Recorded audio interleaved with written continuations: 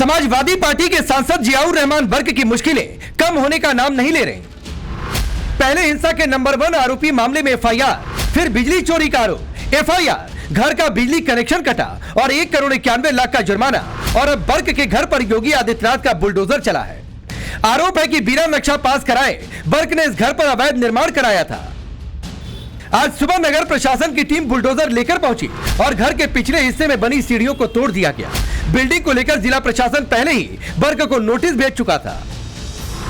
जो घर के बाहर के पीछे का जो हिस्सा था उसके यहाँ पे जो सीढ़ियां बनी हुई थी, अब देखिए यहाँ पर जो सीढ़ियां हैं इनको यहाँ पर तोड़ दिया गया है और आप देख सकते हैं यहाँ पर ये सीढ़ियां लगाई गई थी, ये घर के पीछे का हिस्सा है और ये जो सीढ़ियां बनी थी इनको देखिए यहाँ पर तोड़ा गया है और ये सपा सांसद जियाउर रहमान के घर के पीछे का हिस्सा है। और ये जो बिल्डिंग बनाई गई थी इसको लेकर भी काफी ज्यादा जो विवाद चल रहा था। इनफैक्ट जो जिला प्रशासन है उसने नोटिस भी दिया था।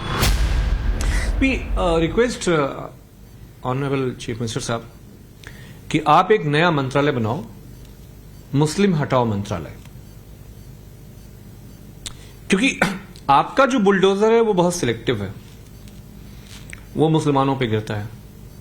जब भी कोई आपका पुलिस का फोर्स का काम होता है तो वो पीडीए पे हमला करता है। इस बीच सांसद वर्ग के पिता ममलुकुर रहमान वर्ग का बिजली विभाग को धमकाने वाला वीडियो प्रशासन ने जारी किया है। वर्ग के पिता धमकी देते हुए कह रहे हैं, अगर सरकार बदली तो तुम्हारा कबाड़ा कर दिया जाएगा।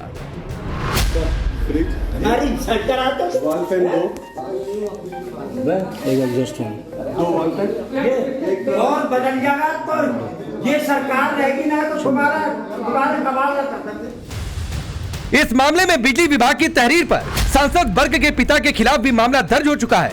इस बीच सांसद वर्ग ने एक बार फिर विक्टिम कार्ड खेलने की कोशिश की और सोशल मीडिया पर लिखा, हक और इंसाफ की लड़ाई को रोकने के लिए किस हद को पार करा जाएगा। झूठी रिपोर्ट दर्ज कराने और बदनाम करने वालों को देश और दुनिया की आवाम देख रही है। 24 तारीख को संभल में जो कुछ भी नाइंसाफी हुई, ये सब जो भी हो रहा है उससे ध्यान हटाने के लिए करा जा रहा। मेरी पूरी कोशिश है कि मेरी कौम के साथ जो जुल्म हुआ उनको इंसाफ मिलना चाहिए। उनको इंसाफ नहीं मिल पाए ये इसीलिए हो रहा। मैं अपने लोगों की आवाज हमेशा उठाता रहूंगा, उनके साथ खड़ा रहूंगा। वक्त हमेशा एक सा नहीं रहता, यह वक्त भी गुजर जाएगा। वर्ग विक्टिम कार्ड खेल रहे, लेकिन बीजेपी समाजवादी पार्टी पर संभल हिंसा का मास्टरमाइंड होने का आरोप लगा रही। समाजवादी पार्टी गुंडों की पार्टी है, पत्थरबाजों की पार्टी है। ये तुष्टीकरण के नाम पर पत्थरबाजों को बैक करते हैं और हिंदुओं के बारे में कुछ नहीं कहते, क्योंकि इनको लगता है कि हिंदू जो है वो सेकंड क्लास सिटीजन है। संभल का सच यही है कि सांप्रदायिक सौहार्द को खराब करने के लिए समाजवादी पार्टी इस पूरी साजिश की मास्टरमाइंड थी। समाजवादी पार्टी के मेंबर ऑफ पार्लियामेंट ने मीटिंग्स करी और उन्हें इंश्योर करा कि भीड़ जो है पथराव करे, जिससे कि कम्युनल हार्मनी उत्तर प्रदेश की बिगड़े। ये सब साबित यही करता है कि समाजवादी पार्टी की मंशा दंगे भड़काने की थी। आज जुमे के दिन संभल का मुद्दा फिर गरमाया। जुमे की नमाज को देखते हुए संभल में कड़ी सुरक्षा व्यवस्था की गई थी। ड्रोन से चप्पे चप्पे पर नजर रखी गई। इस बीच खबरों की माने तो वर्ग ने गृह मंत्री अमित शाह से मुलाकात का भी समय मांगा है। वहीं यूपी के सीएम योगी आदित्यनाथ अयोध्या दौरे पर रहे। योगी ने हनुमानगढ़ी में पूजा अर्चना की और फिर एक बार बटेंगे तो कटेंगे नारे की तर्ज पर बांग्लादेश, पाकिस्तान और अफगानिस्तान का जिक्र करते हुए हिंदुओं के साथ हुए अत्याचार की याद दिलाई। अब बांग्लादेश में क्या हो रहा है, पाकिस्तान में क्या हुआ था, इससे पहले अफगानिस्तान में क्या हुआ था। मैं पूछना चाहता हूं उन लोगों से, कौन वे लोग थे जिन्होंने देश के अंदर सनातन धर्म से जुड़े हुए उन मानबिंदुओं को नष्ट करने का काम किया था, और क्यों किया था, उसके पीछे की नियत क्या थी। उसके पीछे की नियति अपने बर्बर कृत्यों को अंजाम दे करके पूरी धरती को नरक बनाने की साजिश का हिस्सा था, जिसके तहत कभी काशी में काशी विश्वनाथ मंदिर, कभी अयोध्या में श्री राम जन्मभूमि, कभी मथुरा में श्री कृष्ण जन्मभूमि, कभी संभल में कल के अवतार की हरिहर भूमि, कभी भोज में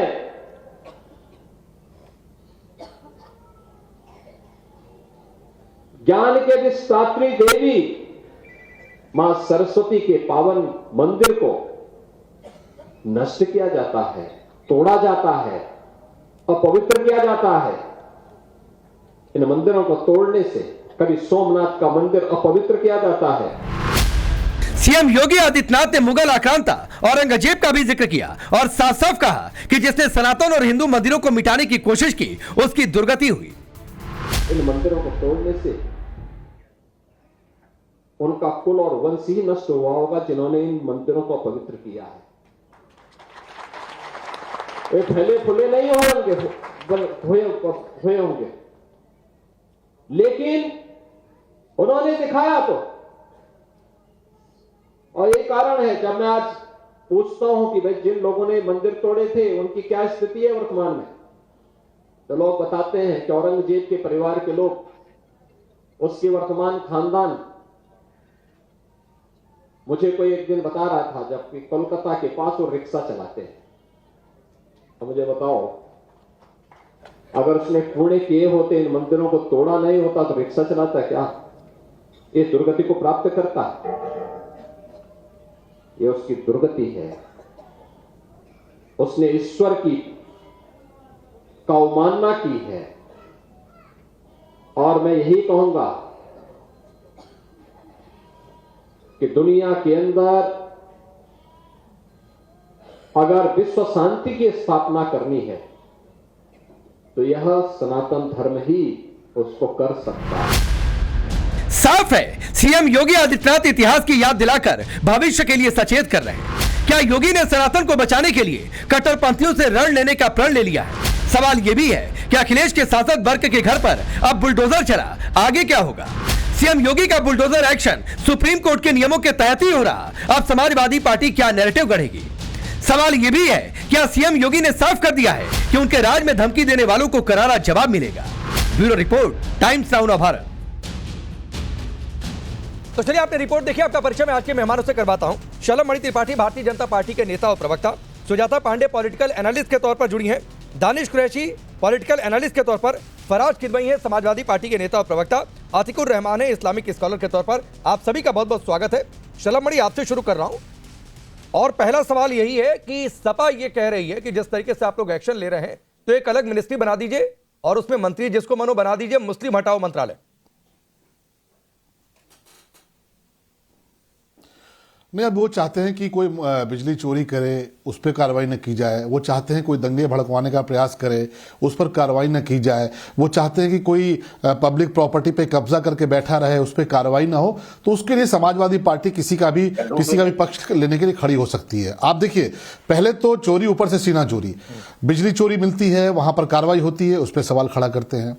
जो लोग दंगे में शामिल थे, जिन्होंने दंगा करने का प्रयास किया, उनके हाथों में किस प्रकार से हथियार पहुंचाए गए और कौन से लोग थे, किसके कहने पर वहां गए थे, किनसे जुड़े हुए लोग थे, उन पर कार्रवाई होती है तो भी समाजवादी पार्टी को दर्द होता है। और ये इनका इतिहास है, पहली बार नहीं है। उत्तर प्रदेश में सीरियल धमाके हुए थे और जब सीरियल धमाकों के बाद बहन मायावती जी की सरकार में केंद्रीय और राज्य की एजेंसियों ने मिलकर आतंकवादियों को पकड़ा, तब समाजवादी पार्टी ही थी जिसने आतंकवादियों के मुकदमे वापस लिए और कोर्ट को यह कहना पड़ा कि सिर्फ मुकदमे वापस मत लीजिए, इनको आप पद्म विभूषण दे दीजिए इन आतंकवादियों को। यह चरित्र है समाजवादी पार्टी का। इनको लगता है कि ये तमाम तरह की अवैध गतिविधियां होती रहें और सरकार कार्रवाई न करे, तो ये नहीं हो सकता। रूल ऑफ लॉ है देश में भी, उत्तर प्रदेश में भी।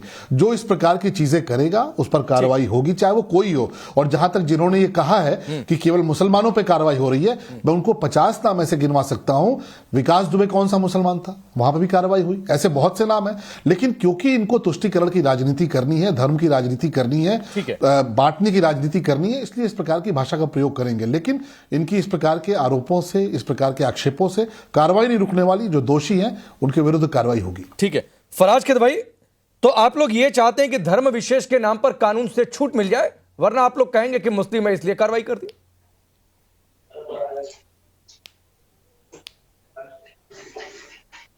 राकेश जी, देखिए मैं तो ये समझता था कि आरएसएस और भारतीय जनता पार्टी का हम लोग ही खाली विरोध करते हैं, लेकिन आज मुझे अंदाजा ये हुआ कि आप भी धुर विरोधी हैं आरएसएस और भारतीय जनता पार्टी।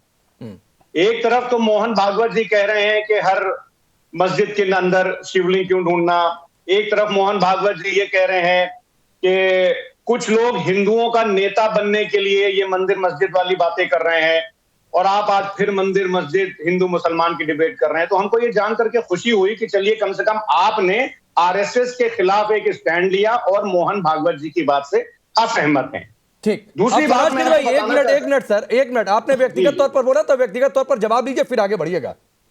सर एक बात मैं हर पैनलिस्ट से कहता हूं, यहां पर सवाल का जवाब देने के लिए बुलाया जाता है, सवाल पूछने के लिए मैं हूं, सवाल का जवाब आप देंगे। तो सर ये पॉलिटिक्स वोट बैंक वाला खेल मेरे सामने मत खेला करिए। अगर ये खेल खेलना है सर, घर आइए, चाय पिलाऊंगा, आप मुझे अपना वोटर बनाने की भरपूर कोशिश करिए, मुझे अच्छा लगेगा तो सोचूंगा। ये हर पार्टियों के लिए बात है, चाहे आप हो, बीजेपी हो या कोई पार्टी हो। तो सर ये पॉलिटिक्स वाला खेल मत खेला करिए, सीधा साधा जवाब दिया करिए। नंबर एक बात, सवाल मैं फिर से दोहरा रहा हूं कि आप लोग ये चाहते हैं कि धर्म विशेष के नाम पर छूट मिले, वरना मुस्लिम कार्ड खेलेंगे। मुख्तार के बेटे ने कहा था विधानसभा चुनाव में, आने दो सपाहियों का शासन, देख लेंगे क्या होगा। आपकी पार्टी के प्रवक्ता कह चुके हैं कि गोरखनाथ धाम पर बुलडोजर चला देंगे, उधर की ओर बुलडोजर घूम जाएगा। और अभी आपके ही प्रवक्ता ने कहा है कि मुस्लिम हटाओ, मंत्रालय बनाओ। तो सर हिंदू मुस्लिम कौन कर रहा है, नहीं कर रहा है, पहले अपने पार्टी में मंथन कर लीजिए और अपने पार्टी में एक सर्कुलर जारी करवा दीजिए। कोई नेता प्रवक्ता इस तरीके का बयान नहीं देगा। बहुत अच्छा हुआ राकेश जी कि आपने अब्बास अंसारी के उस बयान का जिक्र कर दिया। अमीर जमई, बहुत बहुत धन्यवाद। हाँ, अब अब्बास अंसारी ने चुनाव में कहा था, ठीक है। के बेटे की बात की, हाँ, यस, ठीक है, हाँ, ठीक है सर। अब्बास अंसारी की भी आपने बात की, यस। तो अब्बास अंसारी पे पहले जवाब ले लिए, फिर अमीर जमई की बात का जवाब ले लीजिएगा। बहुत बहुत धन्यवाद, क्योंकि अब्बास अंसारी उस पार्टी से विधायक थे जो भारतीय जनता पार्टी के साथ ओम प्रकाश राजभर जी कंधे से कंधा मिला करके उत्तर प्रदेश में घूम रहे हैं। तो इसका मतलब भारतीय जनता पार्टी के जो अलाई हैं, उनके बेटे अब्बास अंसारी अगर कोई ये स्टेटमेंट देते हैं तो सलम मनीष त्रिपाठी जी को सफाई देनी चाहिए, ना समाजवादी पार्टी को। पांडे राकेश जी, मैं इसीलिए बोल रहा हूँ, आप जो बोल रहे हैं ना कि हम व्यक्तिगत हो जाते हैं, आपको हमारे सवालों का भी जवाब देना पड़ेगा। आप हर चीज में समाजवादी, तो सर सवाल का जवाब मैं दूं या सलम मणि से दिलवा दूं? सवाल का जवाब मैं दे दूं या सलम मणि से दिलवा दूं? अरे अब्बास अंसारी को हमारे नहीं, चलिए अभी अब्बास वाला फाइनल कर लेते हैं, बोलिए सलम मणि।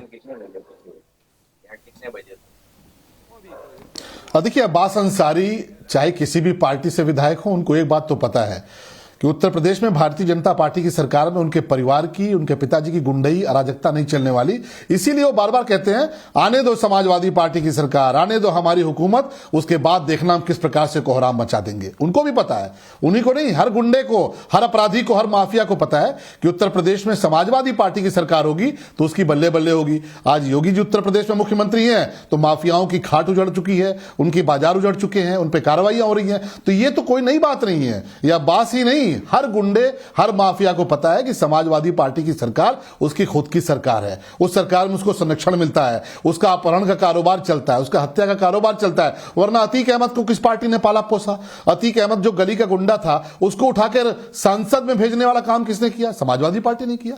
मुख्तार अंसारी का इंक्लाइनेशन किस पार्टी से, और उनके परिवार के लोग कौन सी पार्टी में है? मुख्तार अंसारी के खानदान के लोग कौन सी पार्टी में है, जरा ये भी बता दीजिए। तो ये तो वो पार्टी है जिसमें अपराधियों को खूब परवरिश मिलती है, खूब संरक्षण मिलता है। और इसी दम पर अब्बास ने कहा कि आने दो समाजवादी पार्टी की हुकूमत, मुझे नहीं, मैं इसमें आता हूं।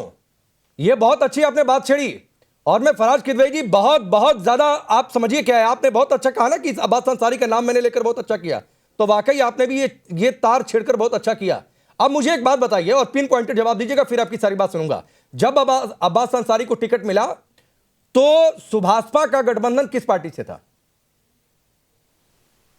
सुभाषपा का गठबंधन भारतीय जनता पार्टी से आज की तारीख में है कि नहीं? अरे आज की तारीख नहीं, आज की तारीख नहीं, यहीं पर नहीं, आप एक फराज किदवई अब्बास अंसारी को जब टिकट मिला तो ओम प्रकाश राजभर की जो पार्टी है सुभाषपा, उसका गठबंधन सर आप लोगों की पार्टी से था, समाजवादी पार्टी से था। और तब यह कहा गया था कि डायरेक्ट टिकट नहीं देना है, इसलिए ओम प्रकाश राजभर के थ्रू आप लोगों ने टिकट दिलवा दिया। अच्छा, ये इंफॉर्मेशन आपको लग गई? अरे वाह, क्या मतलब राकेश जी, मैं आपको नहीं तो था कि नहीं आपकी पार्टी से गठबंधन? इंफॉर्मेशन है कि किसने कहा किसको टिकट दिला दिया। कसम से आप राकेश जी बिल्कुल तारीफ के लायक हैं। अब मुझे जवाब देने दिए राकेश जी। बोलिए। शलभ मनी जी अभी गुंडे माफियाओं की बात कर रहे हैं। माननीय विधायक जी, मैं आपकी इंफॉर्मेशन के लिए बता दूं कि आपके 49% मिनिस्टर्स ने खुद डिक्लेयर किया है कि उनके अगेंस्ट क्रिमिनल चार्जेस हैं और 44% आपके माननीय मंत्री ऐसे हैं कि जिनके अगेंस्ट सीरियस क्रिमिनल चार्जेस हैं, जिसमें डकैती भी आता है, जिसमें हत्या भी है और जिसमें हत्या की साजिश भी है। तो जिसकी आधी मिनिस्ट्री राकेश जी क्रिमिनल से भरी हो, वो क्रिमिनल्स की बात करेगा। तो बात तो ठीक है ना, फिर तो आप भी नहीं, अगर आप ये तर्क दे रहे हैं सर, तो जिसने अतीक को अतीक बना दिया, जिसने मुख्तार को मुख्तार बना दिया, अतीक के बेटा जिसने पुलिस पर गोली चलाई, सर ये आप लोग पहली बार थोड़े नहीं मुस्लिम कार्ड खेल रहे हैं। उस सांसद का एनकाउंटर हो जाए तो आपकी पार्टी के मुखिया कह रहे हैं भाईचारा खराब हो गया।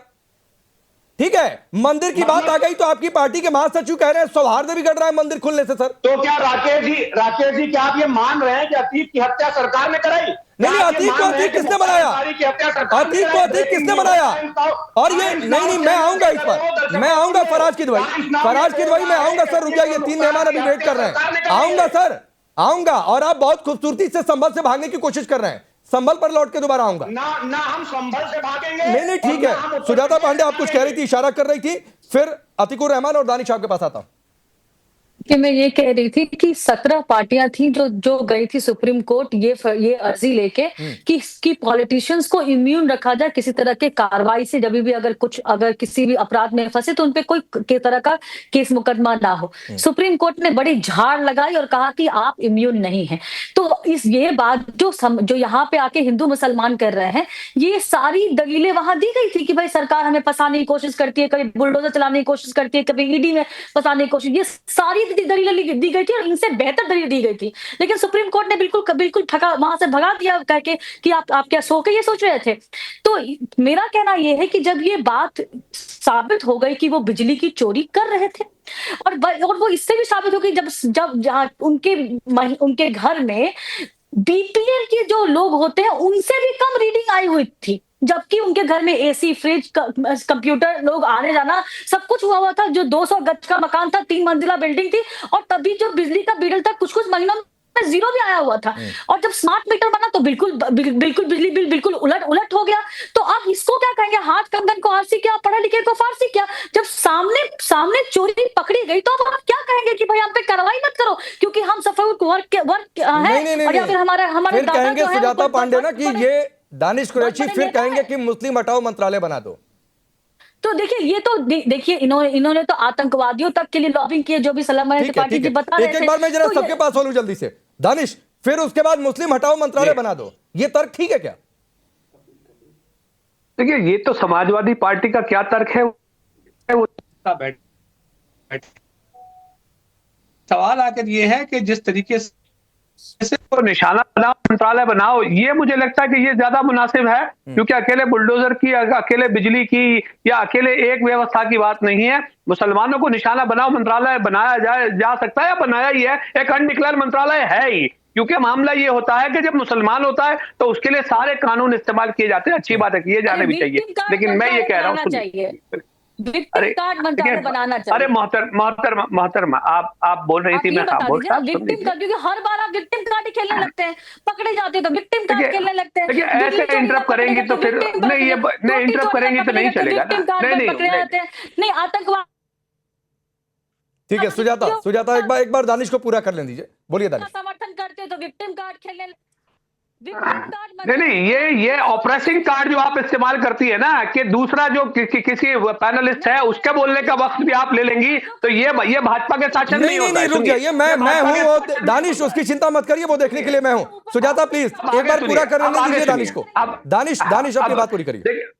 मैं किसी के भी तो अब सवाल आके यहाँ ये खड़ा है कि मैं ये कह रहा हूं कि अगर इसी की बात की जाए, विक्टिम कार्ड की बात की जाए या आरोप और प्रत्यारोप की बात की जा रहे, तो मैं ये कह रहा हूं कि वहां के पूर्व मुख्यमंत्री समाजवादी के मुखिया ये कह चुके कि विधानसभा के नक्शा पास है। तो मैं ये कह रहा हूं कि एक बार योगी सरकार वो नक्शा भी तो बाहर निकाल दे कि भाई वो पास है या नहीं है, जो बार बार पूर्व मुख्यमंत्री पूछ चुके। पूर्व मुख्यमंत्री भी तो एक जिम्मेदार व्यक्ति होता है या नहीं होता है, पूछ लीजिए। ये अमित भाई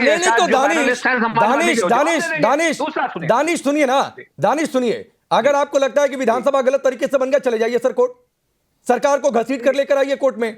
तो सर लेकिन आप ये तर्क देकर आप जस्टिफाई करना चाहते हैं कि आप विशेष धर्म से हैं तो इसलिए मकान का नक्शा ना देखा जाए, इसलिए बिजली मीटर की रीडिंग 0 आ जाए तो खुली छूट मिल जाए, 2 किलोवाट का कनेक्शन लेकर 16 किलोवाट खपत करिए, छूट मिल जाए। अच्छा सुनिए, देखिए मैं आपको ये कहता हूं, आप बिल्कुल सही कह रहे हैं, बाकी इसीलिए तो मैं कह रहा हूं ना कि मुसलमान अत्याचार मंत्रालय। अरे इसमें मुसलमान कहां से आ गया भाई? मुसलमान है, सुनिए दानिश, मुसलमान कहां से आ गया? रोटी खाने की, लोगों को चलने के लिए सड़क है, उस सड़क पर बना लिया सीढ़ी। अच्छा सुनिए, वो मुसलमान है, इसके लिए उसको खाने के लिए, रोटी के लिए भी सुप्रीम कोर्ट में पिटीशन फाइल करनी पड़ेगी। नहीं बिल्कुल नहीं, अगर अजय कुमार नहीं बिल्कुल नहीं है, वो उसके ऊपर कोई नहीं बिल्कुल ये नहीं है दानिश, बिल्कुल ये दानिश नहीं है, उस पर कोई नहीं है आरोप, नहीं उस पर कोई एफआईआर नहीं होगी। नहीं आतिकुर रहमान, रुकिए दानिश रुकिए, आतिकुर रहमान, क्या आप भी इस बात के पक्ष में हैं कि मुस्लिम है चूंकि तो इसलिए एफआईआर दर्ज नहीं होनी चाहिए भाई, नहीं तो कहेंगे कि मुस्लिम है और सरकार मुस्लिमों के खिलाफ है। सीढ़ी सड़क पर बनाएंगे, तोड़ना मत, क्योंकि मुस्लिम के घर की सीढ़ी है, उस गली में 10 लोगों की सीढ़ियां तोड़ी गई हैं, लेकिन हल्ला मच रहा है क्योंकि बर्क सांसद मुसलमान है, इसलिए हल्ला मच रहा है। उनकी पार्टी की पूरा जो शीर्ष नेतृत्व कह रहा है कि मुसलमान सांसद है, तो ये धर्म विशेष के नाम पर छूट क्यों चाहते हैं? नहीं राकेश जी, धर्म विशेष के नाम पर झूठ नहीं हम बताना चाह रहे हैं, हम ये बताना चाह रहे हैं कि ये बर्क साहब के खिलाफ जितने भी इल्जामात हैं, मैं कम से कम इतनी गारंटी आपको दे सकता हूं कि ये स्टेट लेजिस्लेचर में या पार्लियामेंट में खड़े होके फूट के रो के दुहाई नहीं मांगेंगे कि भाई मेरे साथ अन्याय हो रहा है, जिस तरह से योगी मेंबर ऑफ पार्लियामेंट जब थे तो मांगा करते थे। दूसरी बात, शलभ मणि त्रिपाठी अगर चाहे तो सिर्फ 6 केसेस बता दें जिसमें खुद योगी जो लिप्त थे अपने केसेस में, क्रिमिनल ऑफेंसेस के चार्जेस इनके खिलाफ थे, और चीफ मिनिस्टर बनने के बाद में अपने ही खिलाफ चार्जेस इन्होंने रद्द किए। 6 केसेस मुझे हम बता दीजिए, जनता जानने की कोशिश करेगी। तीसरी इंपॉर्टेंट बात यह है कि आपने कहा राकेश पांडे जी कि मुसलमान विक्टिम कार्ड खेलते हैं, तो आप ये नहीं मैंने ये नहीं कहा आतिकुर रहमान, पहले क्लैरिफाई करिए। मैं आ रहा हूं शलभ मणि, आधा मिनट दीजिए, क्योंकि इन्होंने व्यक्तिगत तौर पर बोला, मैंने ये नहीं कहा कि मुसलमान विक्टिम कार्ड खेलते हैं, तो सर मिसकोट मत किया करिए। मैंने ये बोला कि बर्क चूंकि सांसद है और मुसलमान है तो मुस्लिम वोट बैंक का कार्ड खेला जा रहा है, मुसलमान वाला कार्ड खेला जा रहा है। मैंने सभी मुसलमानों के लिए बात मत कही, जनरलाइज मत किया करिए, मैं पहले आपको बता रहा हूं। इस प्लेटफॉर्म के ऊपर हो सकता है आपने नहीं कहा हो, लेकिन शलभ मणि जी ने भी कहा, जो कहा उसको कोट करके कहिए, मुझे कोट मत करिए, दोनों ने, और किसी और को भी गलत कोट मत करिए। इस प्लेटफॉर्म के ऊपर जो अभी बात चली थी कि मुसलमान विक्टिम कार्ड खेलना शुरू कर देता है, तो मैं पूछना चाहूंगा ना शलभ जी कि वो पार्लियामेंट में जो योगी रो रहा था वो क्या था? विक्टिम कार्ड नहीं था वो। तो ठीक, अच्छा चलिए उस पर भी आता हूं, अभी इस पर भी आता हूं। शलभ मणि जवाब दीजिए। देखिए, जिस घटना का आप जिक्र कर रहे हैं, बहुत हौसले के साथ जिक्र कर रहे हैं, उसी घटना ने आज आपको इस अंजाम तक पहुंचा दिया है कि आज आपको दुहाई लगानी पड़ रही है, गिड़गिड़ाना पड़ रहा है, और आपको जो पार्टी आपको संरक्षण देती है उसकी क्या हालत पूरे देश में हो गई है, सब देख रहे हैं। ये जुल्म और जो आपने जुल्म की इंतहा की थी उसी का नतीजा है कि आज देश में और प्रदेश में भारतीय जनता पार्टी की सरकार बहुत मजबूती से है। आपने एक सवाल मुझसे पूछा तो आप लोग तो गए थे सुप्रीम कोर्ट तक, सुप्रीम कोर्ट के दरवाजे पे नाक रगड़ के आए थे कि योगी जी के खिलाफ दोबारा से मुकदमे खुलवा दीजिए, उनके मुकदमों की आप जो मुकदमे खत्म हुए हैं उनको दोबारा से रीओपन करा दिए, इन्वेस्टिगेशन करा दीजिए। वहां से लताड़ लगा के वापस क्यों आ गए? देश की सुप्रीम कोर्ट ने आपको भगा दिया और ये कहते हुए भगा दिया कि ये पॉलिटिकल मुकदमे थे, ये सारे मुकदमे केवल एक मेंबर ऑफ पार्लियामेंट को परेशान करने के लिए दर्ज किए गए थे। तो वहां तो आप कुछ कह नहीं पाए सुप्रीम कोर्ट के दरवाजे पर। इस टीवी डिबेट में जरूर आप झूठ फैलाने का प्रयास करते हैं कि मुकदमे वापस लिए गए। जो भी मुकदमे थे वो सारे मुकदमे समाजवादी पार्टी की सरकार ने लगाए थे और ऑनरेबल सुप्रीम कोर्ट के दरवाजे पे आप सब जाके नाक रगड़ के आ गए। सुप्रीम कोर्ट ने आपको भगा दिया। और आप कौन से विक्टिम हैं, आप कितने शरीफ हैं, आप कितने सज्जन हैं, आप कितना रूल ऑफ लॉ को मानने वाले हैं, ये देश उस बात से भी जानता है कि आप कहते हो कि 15 मिनट के लिए पुलिस हटा दो और 15 मिनट के लिए सेना हटा दो, फिर देखो इस देश में हम क्या करते हैं। तो आज पुलिस और सेना की ताकत क्या है, इस देश के संविधान की ताकत क्या है, बाबा साहब भीमराव अंबेडकर जी की ताकत क्या है, ये आपको समझ आ गई होगी। चलो भाई ठीक है। अब अतिकुर रहमान, जिस फैसले पर कोर्ट ने मुहर लगा दी और आपकी बात को सुनने से ही कह दिया कि तो तर्कहीन बात आप लेकर चले आए, आप उसको ले आकर डिबेट में उसकी चर्चा कर रहे हैं, मतलब हम अदालत को भी नहीं मानेंगे फिर तो। नहीं, अदालत को तो माननी चाहिए राकेश जी। और जो आपकी समस्या है, कल इलाहाबाद हाई कोर्ट ने आप ही की तरफ इशारा करके ये कहा है कि आपको जो भी दिक्कत है उसमें आप डिबेट नहीं करिए, उसके ऊपर आप ट्वीट नहीं करिए, बल्कि अदालत चले जाइए। और जुबैर को ये डायरेक्शन दिया इलाहाबाद हाई कोर्ट में, तो आपके लिए भी शायद वही डायरेक्शन होना चाहिए। और शलभ जी जरा वो सुप्रीम कोर्ट का केस तो बताइए, जब हम नाक रगड़ रहे थे और वो सुप्रीम कोर्ट में कौन सा केस था, नाम बताइए। झूठ बोलने की भी कोई सीमा होती है शलभ जी, कौन सा केस था जरा बताइए मुझे, कौन सा केस था वो, कौन सा केस था, ये नहीं बता पाएंगे। बोलिए शलभ जी, बोलिए। कौन सा नहीं, हाँ ठीक है, मैंने सवाल आपका टॉस कर दिया अतिक भाई। यही केस था, वही केस था अतिक भाई, जिस केस में आपके लोग गए थे और हाई कोर्ट गए, पहले सुप्रीम कोर्ट गए। बिल्कुल, योगी जी खिलाफ एक मुकदमा समाजवादी। अरे बता तो, क्या नाम ले, अरे वही तो बता रहे हैं। अरे सुन तो लीजिए, आप क्यों बेचैन हो गए? योगी जी के खिलाफ जिस मुकदमे में बाद में कोर्ट ने पाया कोई दोष नहीं है, उस मुकदमे को लेके आप पहले हाई कोर्ट गए, वहां से झटका खा के आए, फिर सुप्रीम कोर्ट गए। आपने कहा कि योगी जी ने अपना मुकदमा खत्म करा लिया है। सुप्रीम कोर्ट ने पूरे केस को मॉनिटर किया, आपको लताड़ लगाई और कहा भागो यहां से, कुछ नहीं इसमें है, ये केस तो कोई दम नहीं बनता, ये तो पॉलिटिकल मोटिवेटेड केस था। तो उस केस का, अरे आप उसकी बात करिए ना, क्यों? और आज भी चले जाइए, आज चले जाइए ना, आज भी तो सुप्रीम कोर्ट के दरवाजे खुले हैं, यहाँ चले जाने से क्या होगा? आज भी सुप्रीम कोर्ट के दरवाजे खुले हैं, लेकिन आपको पता है कि सब झूठ है, आपको पता है सब फर्जी है, केवल टीवी चैनल पर बैठ के चिल्लाने से कुछ नहीं होता। आज भी कोर्ट के दरवाजे खुले हैं। आप तो अफजल गुरु के लिए भी गए थे, आप तो देश के आतंकवादियों के लिए भी गए थे, याकूब मेनन के लिए भी गए थे, याकूब मेनन को महापुरुष बताते हुए आप भी गए थे कि जाके फांसी रोक दीजिए। याकूब मेनन तो महापुरुष। ठीक है, मैं आगे बढ़ता हूं। अतिकुर रहमान, अगर आपको नहीं सुनिए सर, इस तर्क वितर्क को मैं विराम देता हूं, आगे बढ़ता हूं, दोबारा संभल लौट कर आऊंगा। और मैं आपको कहता हूं कि अगर आपको लगता है कि गलत तरीके से फैसला वापस लिया गया, केस वापस लिया गया, जो शलभ मणि भी कह रहे हैं, तो सर आप लोग फिर से अदालत चले जाइए कि एक शख्स ने सीएम रहते हुए अपने ही फेवर में फैसला ले लिया, तो चले जाइए सर, अदालतें तो रात को 12 बजे भी खुलती हैं, तो सर चले जाइए, कोर्ट का जो वर्जन आएगा उस पर हम फिर से बातचीत कर लेंगे। आपके पक्ष में आता है तो बीजेपी से हम सवाल भी कर लेंगे आपके साथ मिलकर, इसलिए इससे आगे बढ़ता हूं। अब फराज किदवई जी, ये दीपा सराय है, याद रखना, मतलब क्या है भाई? दीपा सराय देश से बाहर है क्या? नहीं, बिल्कुल देश से बाहर नहीं है, फिर बिल्कुल देश से बाहर नहीं है। फिर और राकेश जी अब कंप्लीट करने दीजिएगा। देखिए अभी समाजवादी पार्टी के ऊपर विधायक जी ने, सुजाता जी ने और आपने, 3 लोगों ने एक बात कही, आतंकवादियों का जिक्र किया कि नहीं किया? ध्रुव सक्सेना कौन था? मैं बताऊं आपको ध्रुव सक्सेना कौन था? एटीएस ने अवैध टेलीफोन एक्सचेंज चलाने वाले आईएसआई के जिन 11 संदिग्धों को गिरफ्तार किया था, उसमें से ध्रुव सक्सेना जो था वो भारतीय जनता पार्टी के आईटी सेल का सदस्य था। बलराम यादव कौन था पता है आपको? बलराम यादव भारतीय जनता पार्टी का एक काउंसलर था, जिसके ऊपर ये इल्जाम है कि पाकिस्तान की आईएसआई के साथ वो मिलकर के जासूसी करता था। प्रदीप कुरलेकर का नाम सुना होगा सबने, मुझे लगता है, जो कि पाकिस्तान की पीआईओ के साथ स्पाइंग कर रहा था, वहां की वुमन विंग के साथ। सैफुल्ला फारूक का नाम सुना होगा ना, जो कश्मीरी पंडितों का हत्यारा था, बीजेपी ने ये जो आप कोट कर रहे हैं, इस पर शलभ मणि जवाब देंगे, लेकिन मैं एक बात आपसे पूछ रहा हूं, आप ही के पास हूं फराज भाई, आप ही के पास हूं, सुनिए, ये सारे तर्क देकर जो उन्होंने कहा कि केस आपने वापस ले लिया, उसको जस्टिफाई कर रहे हैं क्या? और दूसरी बात है, भाग क्यों गए? ये पहले बताइए ना सर, ये दीपा सराय वाली धमकी क्यों दीपा सराय है, याद रखना, क्यों सरकार बदल जाएगी तो कबाड़ा कर देंगे? धमकी तो भारतीय जनता पार्टी के मंत्री देते हैं बिहार के, कि अगर कोई मुसलमान तुम्हें एक थप्पड़ मारो तो सब लोग मिलकर के। अरे पहले बताइए ना, दीपा सराय है, क्या हो जाएगा दीपा सराय में जाकर? क्यों दीपा सराय की धमकी दी गई? क्या है दीपा सराय में ऐसा? धमकी तो रमेश बिजोड़ी संसद के अंदर खड़े होकर के क्या? अब फिर वही बात है, मतलब आपके सांसद के पिता जो कहे, आप उस पर जवाब नहीं देना चाहते हैं। भारतीय जनता पार्टी ने जिस तरह से एक समुदाय के खिलाफ एक वही बात है, मोर्चा खोल रखा है, संसद से लेकर विधानसभा तक और विधानसभा से लेकर के भारत। मैं आऊंगा शलभ जी, जवाब दीजिएगा, लेकिन सुजाता पांडे क्या हुआ? और बोल लीजिए, 20 सेकंड बोलना है तो सर।